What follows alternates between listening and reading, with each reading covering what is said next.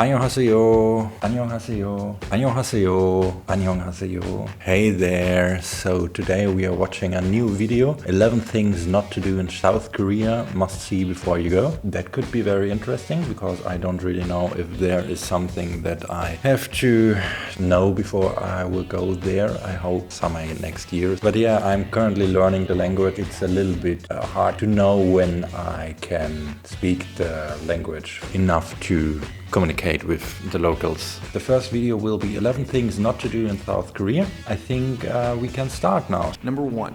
Drinking etiquette. There are a surprising number of drinking rules when it comes to Korea.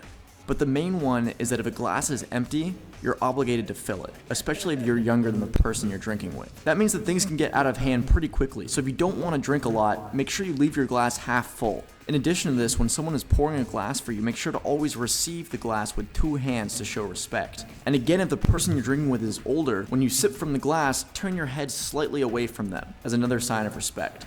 That is something that I don't understand. Why if I'm drinking with a lot of people, why should I? I've seen that in movies. They always do something like that. I don't understand why we are like that. Just drink, and because you're there to drink with people, so why hide when everyone is doing the same? That is something that I cannot quite understand. Our habit is we always drink it in one go. You have to be careful when drinking in Korea because refusing a drink from someone basically means that you don't want to be friends with them. And they'll take it. That means you have to drink a lot, I think. And what is when some people cannot drink alcohol, or what do they do? Are they just hated by everyone? Number 2, using chopsticks. The most common mistake people make while using chopsticks in Asia is leaving them sticking upright in a bowl of rice. I know that about Japanese, that they are picking the bones of the decreased people or of the dead people. Is that also in South Korea so? That you cannot stick them up in the rice? I mean, I don't see a need why you should even do that, because you can just lay them to the side. Is it more like the people don't like to see it, or is it more like you cannot do that? Really, you cannot do that. Never ever. Seating in trains. Now, it may sound obvious to say not to sit in the reserved elderly seating. But in some cultures like America, you can take that seat if there are no elderly present, and then just get up and move if someone comes along. However, in Korea, that's absolutely not acceptable, and you'll likely be scolded if you do. That brings me to number 4. Don't talk on trains. In most Asian countries, showing respect to those around you is a big deal.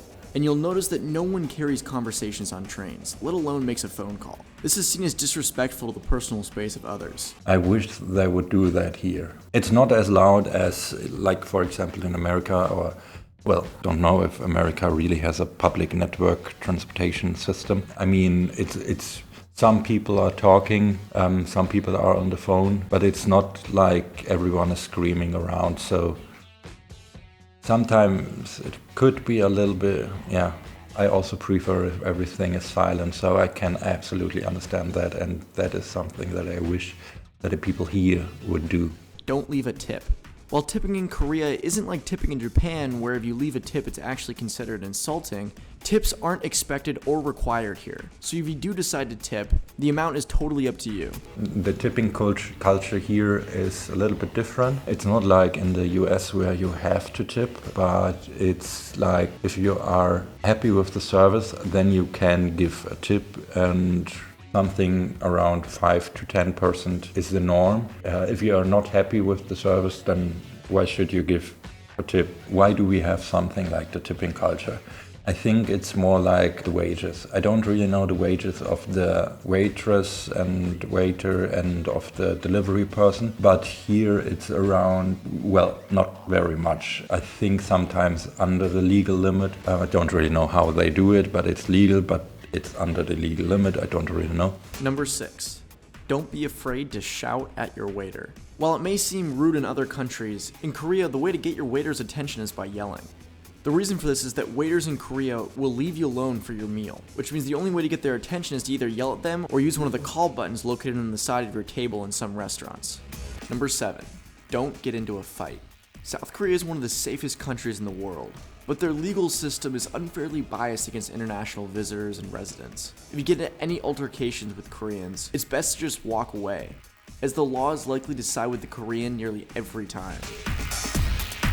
I think that is something that almost every country has. Number 8. There's no such thing as personal space. Seoul has a population of over 25 million people. So if you hate crowds, this is going to be a tough one. Because of the sheer number of people here, being pushed or shoved isn't considered rude. And if anything, it's to be expected. I think that is just a thing for big cities because too much people on too little space. That is something that happens. It's the same here in Vienna, and that's the same in big cities in Germany, and I think all around the world. Don't write using red ink. Korean culture is very superstitious, and writing names in red ink is thought to mean that the person will die soon, or that you want them to die. This tradition goes back hundreds of years, when the names of the deceased were written in red on gravestones to ward off evil spirits. That is something I didn't know. That's quite funny. What is with, for example, if we look over here, we have a sign of a company on the building. It's also a name, but that is okay. So a red company sign, for example, is okay. If you know it, please tell me. Don't receive things with one hand. In most Asian cultures, receiving things with one hand is considered insulting and rude. Receiving things with two hands shows respect to the person giving you something. So keep in mind, whenever receiving anything, always receive it with two hands. Always share. Koreans have a special concept of sharing called jeon. And it's difficult to translate into English, but it basically means the connection between people in the society. That is something that I like because you can taste a lot of different foods and you can also share food that you like with others. I have this thing that a lot of people don't like. If I'm eating something that I find really delicious, I always go like, you want to try, you want to try, you want to try. That is something that I quite like, and I hope I can experience that soon. I just need people for that. And that's about it. That was quite a good video, so let's give this person, Carl McKinley, a like. Some things are new to me, for example that with the red ink. I didn't know what I was expecting, but I was more expecting like don't drink in public or something like that. For example, is that allowed in South Korea? I don't really know, that was not something in this video. But yeah, that was quite interesting. And see you next time. Bye bye.